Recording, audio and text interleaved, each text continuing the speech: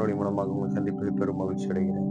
அதிகாலை கத்திற்கு உங்களுக்கு சொல்லக்கூடிய வார்த்தை என்னன்னா, தாழ்மையின் ஆசீர்வாதம். என்ன வருது தாழ்மையின் ஆசீர்வாதம் அப்படின்னு நீங்க சொல்லுவீங்க.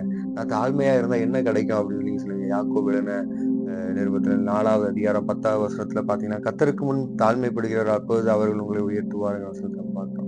கர்த்தருக்கு முன் நம்ம எவ்வளவு தாழ்த்துறோமோ, கர்த்தருக்கு முன் நம்ம எதுவுமே ஒண்ணுமே இல்லைன்னு சொல்லி நம்மள என்னைக்கு நம்ம நினைக்கிறோமோ, நம்மள மேன்மை பாராட்டாம கர்த்தரை நம்ம மேன்மை பாராட்டுறோமோ, கர்த்தரை நம்ம உயர்த்துறோமோ, உயர்த்துற நேரம் பொழுதுதான் கர்த்தர் நம்மளை உயர்த்தினா அவர் நம்மளை உயர்த்த வல்லவராக இருக்கிறார். கர்த்தருக்கு எவ்வளவு நம்ம தாழ்மையா இருக்கணுமோ அவ்வளவு கர்த்தர் நம்மளை உயர்த்துவார்.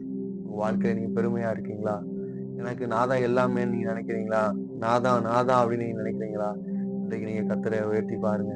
உங்க வாழ்க்கையில ஒரு பெரிய ஆசீர்வாதத்தை பார்க்க முடியும். உங்களுக்கு தடையா நிக்கிற எல்லாத்தையும் ஆண்டவர் அகற்றி போட வல்லவரா இருக்கிறார்.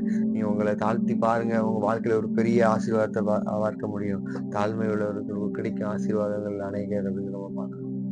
தாழ்மையா இருந்து பாருங்க, உங்க வாழ்க்கையில பெரிய ஆசீர்வாதத்தை ஆண்டவர் கொண்டு வருவார். கர்த்தர் தாமே உங்களை ஆசீர்வாதத்தை வழி நடத்துவாராங்க.